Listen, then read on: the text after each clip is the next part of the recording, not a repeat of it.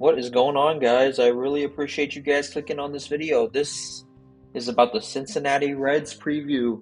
Baseball is underway tomorrow. Well, opening day essentially in Cincinnati. Obviously, the Dodgers and Padres are playing their series, but talking about opening day, I'm really excited. Obviously, last year was a roller coaster for the team. They spent the first half obviously in first place, they took first place, by mid-June. Obviously, they went on that 12-game winning streak. But this year, it feels a little different. It feels different to say the least. I'm not going to say like they're going to improve by 20 games again, because that'd be amazing if they could do that. But I definitely see, a different kind of vibe around the team. We'll just see how it unfolds. I'm looking forward to it. But starting off with the offseason moves we made, we really opened up our wallets this offseason. We spent 87 total $1 million to bring in some good talent. Obviously we brought in Jaime Candelario, Nick Martinez, Emilio Pagan, and Brent Suter, and obviously our opening day starters is Frankie Montas.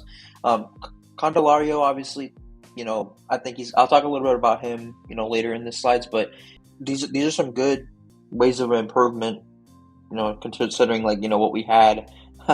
Obviously, we really struggled defensively last year, and I'll get into that as well. But I really like that the Emilio Pagan.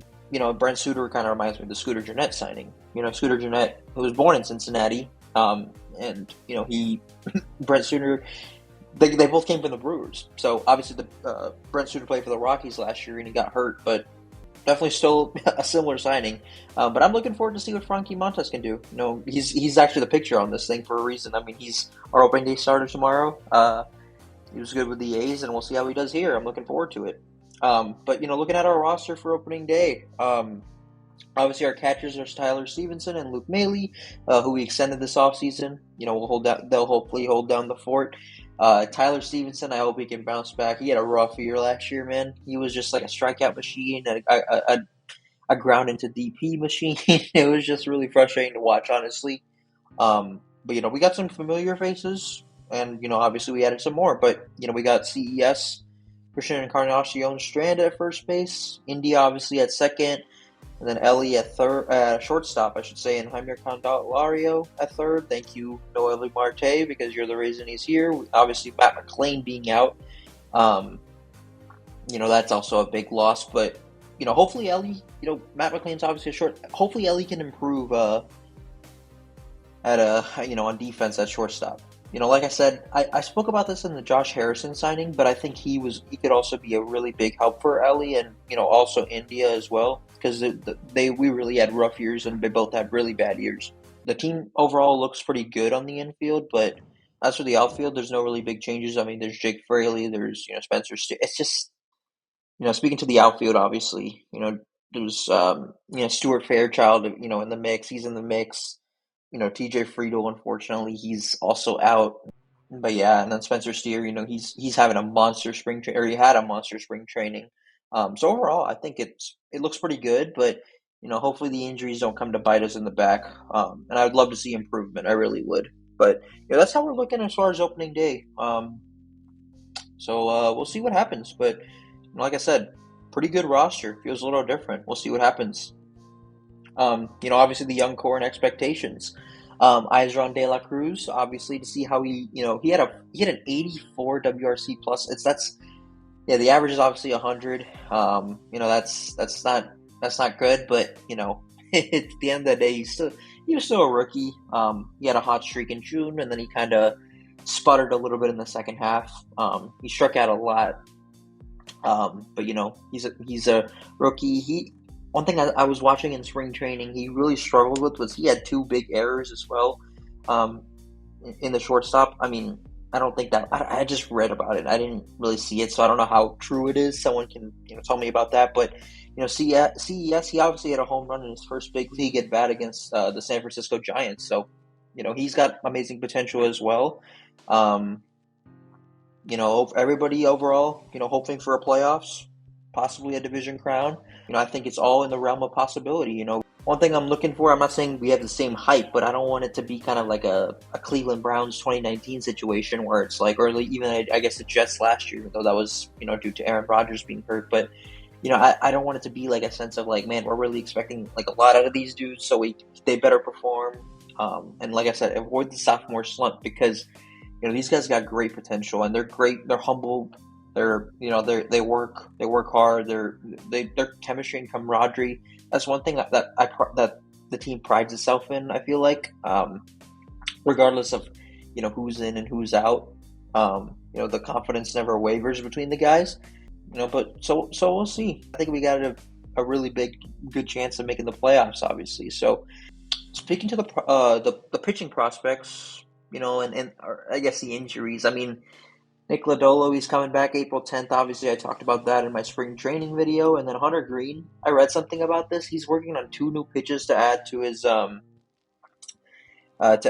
arsenal. I mean, that's big because obviously he's at a 4.62 ERA in his 2 years, the starting pitcher. But bad news for Cincinnati. Obviously, Edwin Arroyo, our prospect, is out for the season. Hated seeing that. Hated it. And then Brandon Williamson on the 15-day IL. So, unfortunately, guys, it's like a mix of exciting comebacks, for a lot of players on this team, which I'll talk about in. But, unfortunately, it's also a combination because of the injuries. So, looking forward to it, but, you really want to see these guys come back quick. And we've yet to hear an update on, players like Matt McLain. So, we'll see. I'm hoping to hear an update soon. But, that's kind of where it's at in terms of pitching and just, the injuries on the pitching front. So, talking about the Reds' recent update, though, obviously they acquired Santiago Espinal from the Toronto Blue Jays for kind of the death. Again, thank you, Spencer, or Noelvi Marte, obviously in shortstop. He actually did pretty well, I think. I think TJ Antone, obviously, I think he said, I read an article where he said something that his main goal is to prove he can stay healthy. And I love TJ Antone. He's just been killed with the injuries pretty much his entire career. But I know this is kind of controversial, but I think if he does somehow get hurt again, I think I hate to say this, but I think it's time to move on.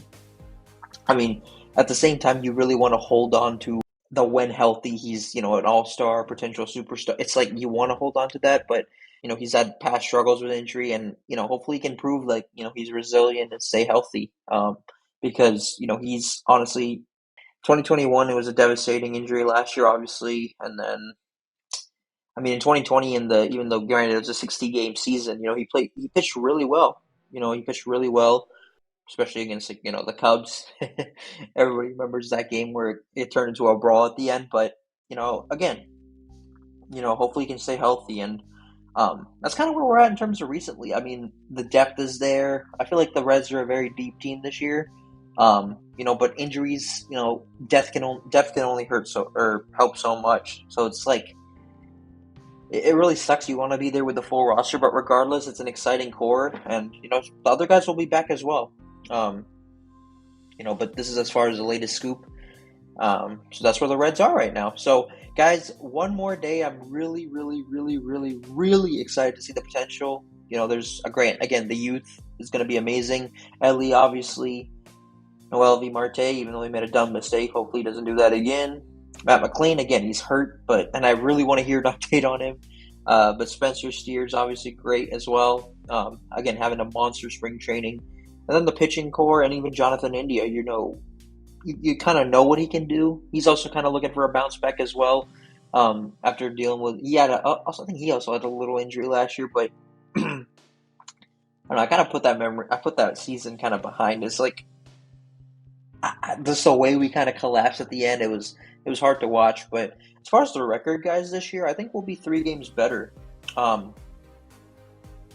think we'll make the playoffs as a wild card. The reason I don't think we'll make it as the division winner is because I'm not yet ready to say how good these guys will definitively be. I think they will, if they're as good as I think they will be. I think the Reds got a really good chance to win this division. But right now, I'm going to kind of hold it back because of the sophomore slump possibility. But I'm looking forward to seeing how these guys step up, because if they're as good as you think they are, or as I think they are, or can be, there's no doubt they can win this division. They probably will.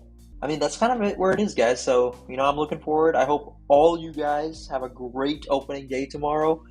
I will have a video after the Reds opening day game, kind of discussing the game. I won't do this for obviously every game. There's 162 games, but I probably will do one for every series because I feel like that's good branching out of things. But guys, baseball is back. Let's go Reds. You all take care. Have a good one.